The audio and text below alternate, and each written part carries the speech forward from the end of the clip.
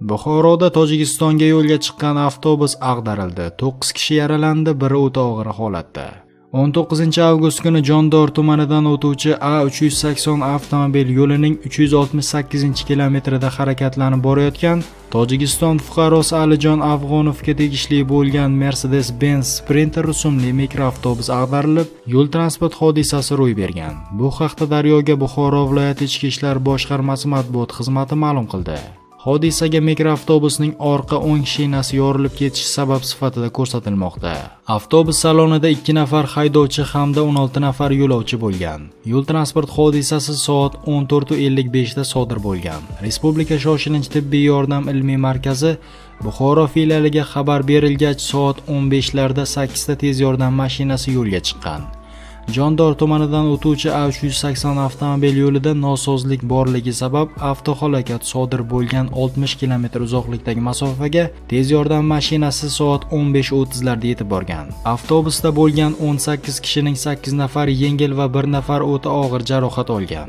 Ular Gazli shaharchasidagi tibbiy bo'limiga olib borilgan va birinchi tibbiy yordam ko'rsatilgan. Shundan so'ng barcha bemorlar Respublika shoshilinch tibbiy yordam ilmiy markazi Buxoro filialiga olib kelingan. O'ta og'ir jarohat olgan 1990-yilda tug'ilgan Zokirjon Latifzoda Gulmahmad koma holatiga ekanligi aytilmoqda. Ayni paytda bu bemor ustida tibbiy muolajalar olib borilmoqda. O'zbekistonliklar yurtdan yiroqqa halokatga uchraganimizni sezdirishmadi.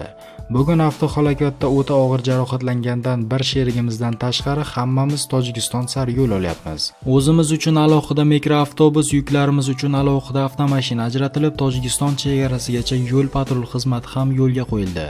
Bir nafar shifokor ham bizga hamroh bo'lib ketyapti. Oilamiz bag'riga sog'-salomat yetib borishimizni ta'minlagan, chin dildan do'stona ko'magini ayamagan o'zbekistonliklarga va shifokorlarga tashakkurimizni bildiramiz, dedi tojikistonlik yo'lovchi Qutbiddin Mizrobov. Aniqlanishicha, yo'lovchilarning barchasi Rossiya Federatsiyasiga borgan migrantlar bo'lib, Moskva shahridan yo'lga chiqqan va O'zbekiston orqali Tojikistonga o'tmoqchi bo'lgan.